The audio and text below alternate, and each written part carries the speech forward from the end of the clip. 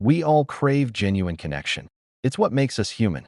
But sometimes, what feels like connection is actually a carefully crafted illusion, a series of psychological maneuvers designed to confuse, control, and conquer. Today, we're pulling back the curtain. We're diving deep into the subtle, often invisible tactics that can distort your reality and erode your sense of self. This isn't about creating paranoia. It's about cultivating power through awareness. Knowledge is your ultimate shield. Before we get started, if you're ready to take back your narrative, hit that subscribe button and ring the bell. You won't want to miss a single piece of this crucial series. Every video we create is designed to empower you, and your support helps us reach more people who need this information. Now, let's begin. Part 1. The erosion of reality, beyond simple gaslighting. You've likely heard the term. It's entered our modern lexicon, but its true mechanics are often misunderstood. This isn't about loud, theatrical lies. It's far more insidious. Imagine the foundation of your mind as a stable, well-lit room.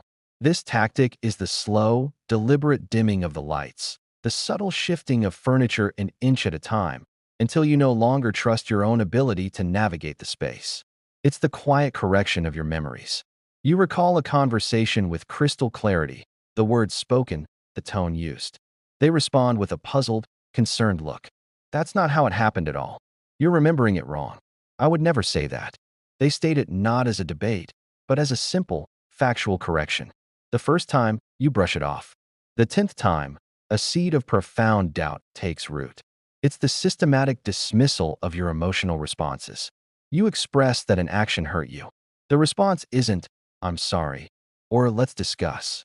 It's, "You're being overly sensitive," or "You're looking for problems where none exist." The issue is no longer their action. It's your reaction. Your internal emotional compass is declared faulty. The power lies in the gradual, cumulative effect. One isolated incident is nothing. A pattern, woven over weeks, months, or years, becomes everything. You begin to preface statements with, "Maybe I'm crazy, but," or "This might sound silly." You start outsourcing your judgment, believing their version of events over the evidence of your own senses and soul. Your confidence in your memory, your emotions, and your gut instincts withers. In that void, the other person's narrative becomes the only truth. And once someone controls your reality, they control you. This is where your journey to clarity begins. If this resonates, if you've ever felt that unnerving flicker of self-doubt in a relationship, I want you to type truth in the comments right now. Let's build a community of awareness. Also, take a second to share this with one person who needs to see it. You might just change their life. So, how do you rebuild that stable, well-lit room? You become your own historian. You document. You write things down in a private journal, conversations, events, how they made you feel. This isn't paranoia, it's preserving your evidence. You practice reaffirming your own experience. I remember it this way. My feeling is valid, even if you don't understand it. You stop the exhausting cycle of over-explaining yourself to someone dedicated to pretending they don't understand. The moment you stop seeking their validation for your own reality is the moment you reclaim your power. Clarity is your greatest weapon against confusion. Part 2. The hurricane of affection, love bombing decoded. Now, let's talk about a tactic that feels incredible until it doesn't. This is the emotional equivalent of a sugar rush. Intensely pleasurable, utterly addictive, and ultimately followed by a devastating crash. It's often mistaken for a whirlwind romance, but the two are galaxies apart. One is built on genuine, if accelerated, connection. The other is a strategic deployment of intensity designed to bypass your rational defenses. It begins not with warmth, but with a blinding, overwhelming spotlight. You are perfect. You are the soulmate they've been waiting for. The future is discussed in concrete terms on date 2.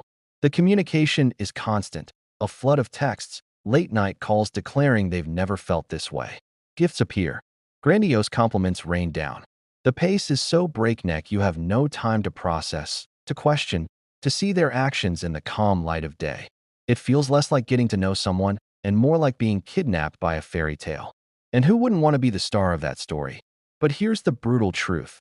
This performance is not about you. It's about the role you play in their script.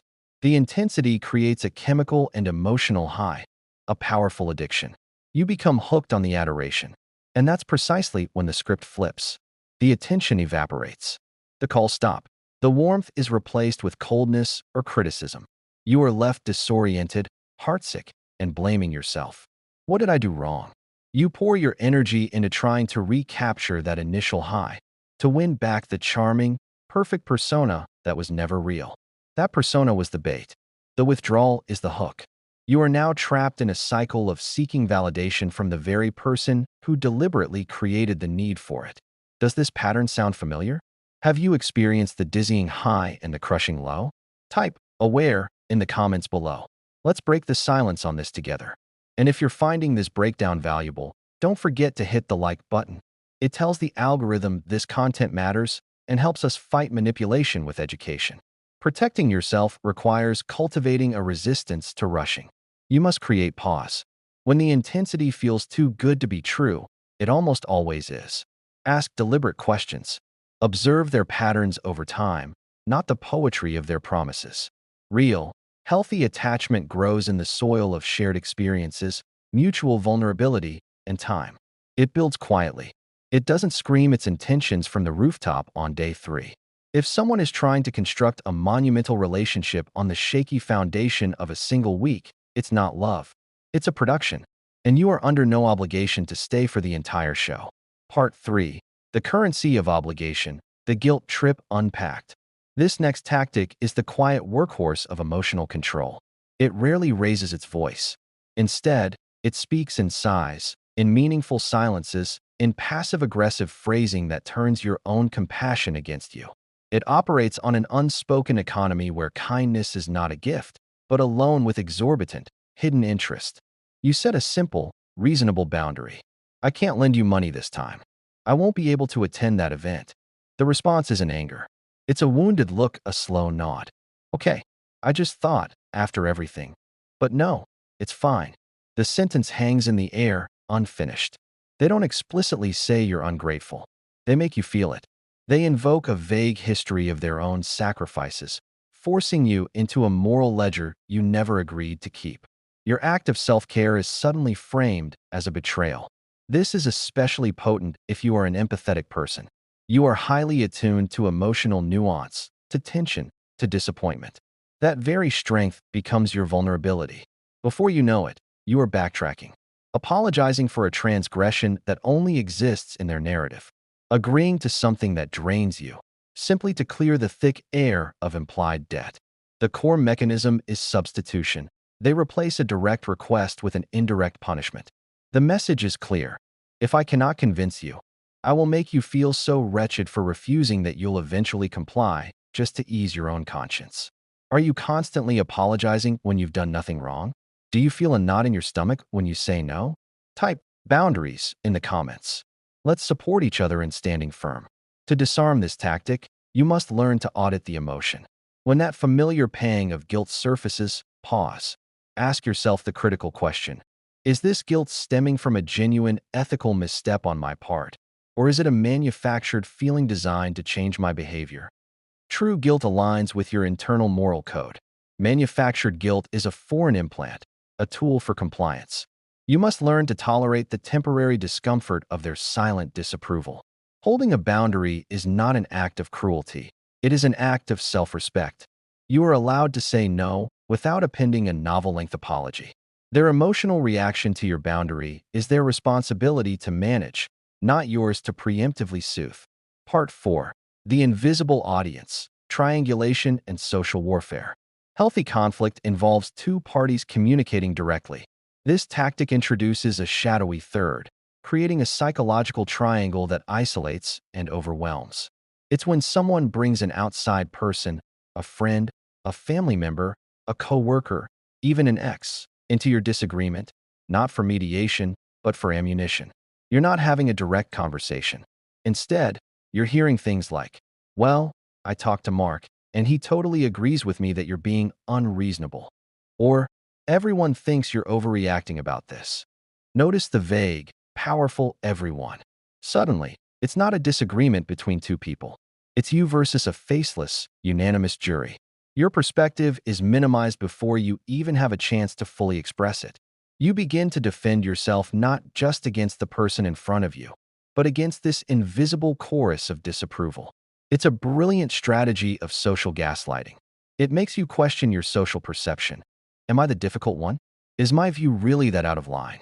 This is rampant in dysfunctional family systems, where a parent might complain about one child to another, forging alliances and breeding resentment. It's common in workplaces and friend groups. The goal is never resolution.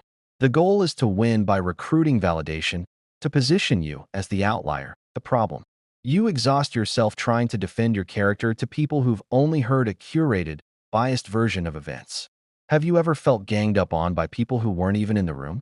Type direct in the comments if you've experienced this confusing dynamic.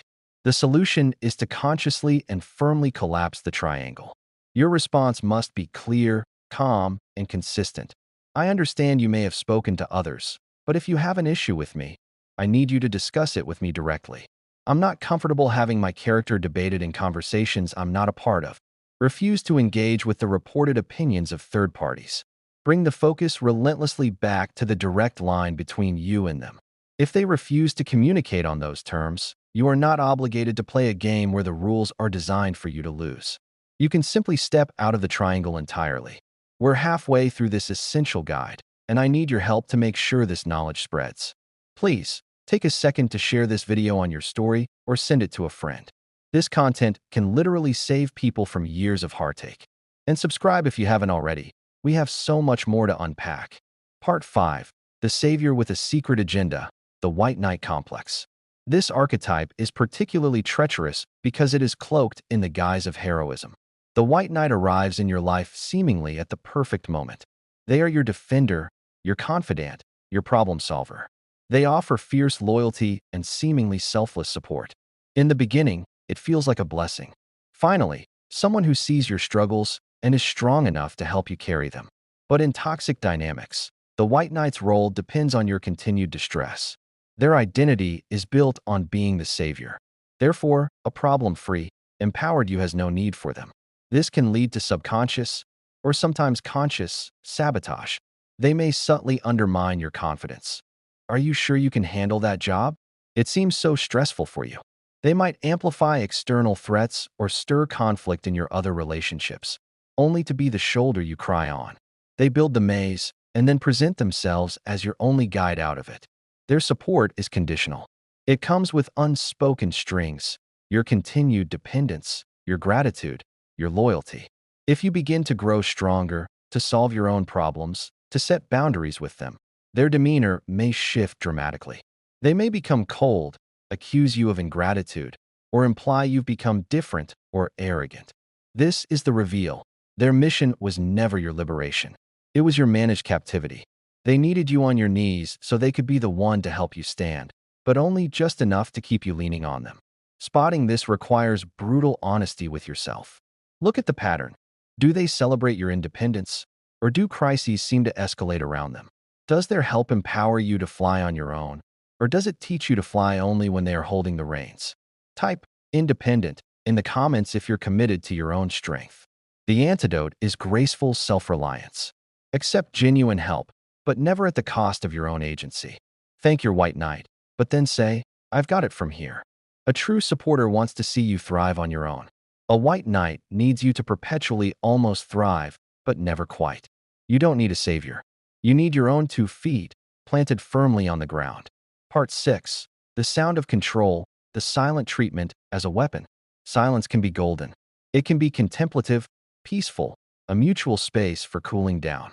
The silent treatment is its toxic twin. This is not a pause. It is a pointed, passive-aggressive punishment. Communication is withdrawn not for introspection, but for infliction. They don't argue. They don't explain their grievance. They simply vanish emotionally, leaving behind a chilling vacuum.